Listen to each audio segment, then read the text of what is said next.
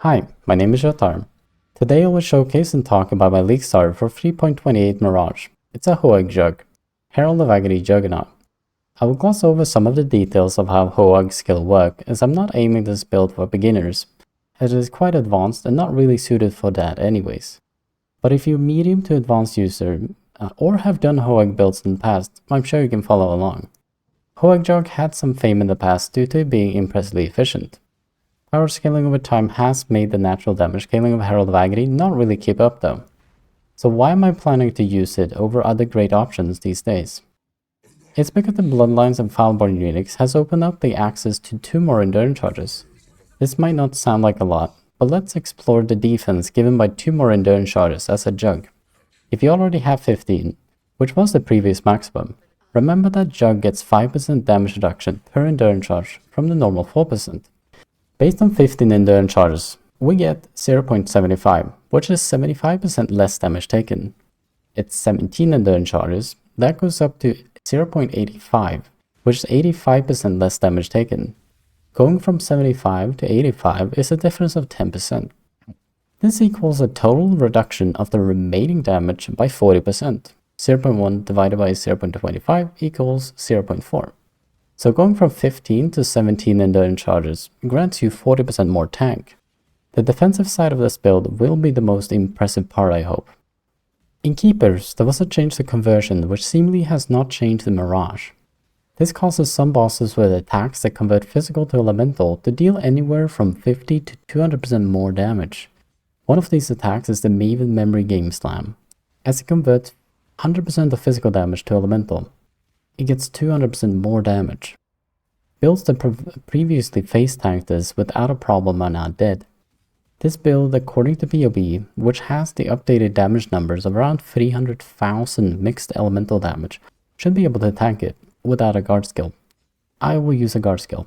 I hope I will eventually get a clip of this, or a clip of me dying to it. Either is fine. The setup that is required to get this many endurance charges comes with some payments. We need to be Jugg. We need to take all the maximum endurance charge nodes in the tree. Our weapon has to be a Shaper High Staff. We need 3 Calm Signs from the Nameless Bloodline, which also disables our utility flasks. We need Corrupted Death's Door or Warlord Boots, which gives +2 maximum endurance charges. We need to use the foulborn version of Ambu's charge. We need to have 6 of our items to be Warlord influenced for Bound by Destiny, and we need to be affected by Determination for final endurance charge from Sublime Vision. This was the base of the build, and I needed to find a skill that would work with these constraints. Some notable options were a slam build, but given slams were nerfed and the weapon craft would be a nightmare, I abandoned that idea. In Keepers, I made a Herald of Ash discharge character. This is a very promising idea, and it was very strong. I did not have the time or resources to fully scale it, however. Herald of Ash also had an overflow bug that was fixed in the recent patch, so this is an idea I'll revisit someday. Herald of Ash also needs Lone Messenger, which disables your aura skills. As we need to be affected by Determination to get one of the endurance charges, we need to include a perfect Guardian Turtle. I tried my best, but I was not able to make it survive, but it was pretty close. So now we go to the third idea, Herald of Agony. HoAG can be placed anywhere in the tree as the damage comes from clusters, so we have no problem taking all the endurance charges. The staff is also a great source of level scaling. HoAG really loves getting to level 29, which is possible without needing Awaken gems. We still don't have any information if exceptional gems will provide extra levels like Awaken minion damage used to do, so it's important to plan on hitting level thresholds without them, or with the level 4 in power.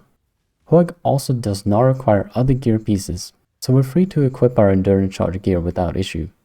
As HoAG is a herald, we would also like to have Lone Messenger, which disables our auras.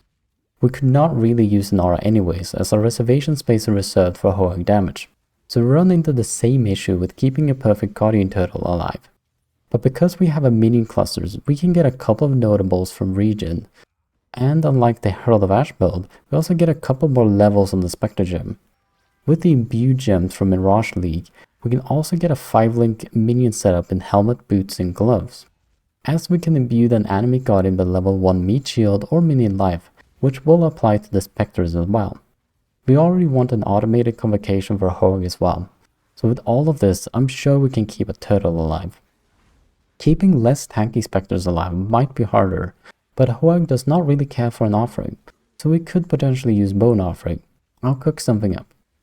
In the end, HoAG is just a super efficient and flexible damage choice for a build that has a ton of other binding woes. Now, you might wonder, how the fuck is this currency sink of a build a starter?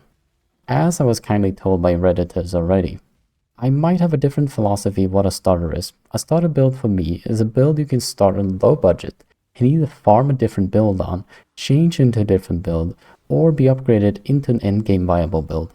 This is the third kind. As proof, I started HoAG at level 16 on a Marauder and made it maps. I don't recommend starting at level 16, instead use Sunder or other preferred leveling skills to act free, and switch after you get the gems from library quest and have leveled them up a bit. The skill setup will not look all too different from what you see on screen.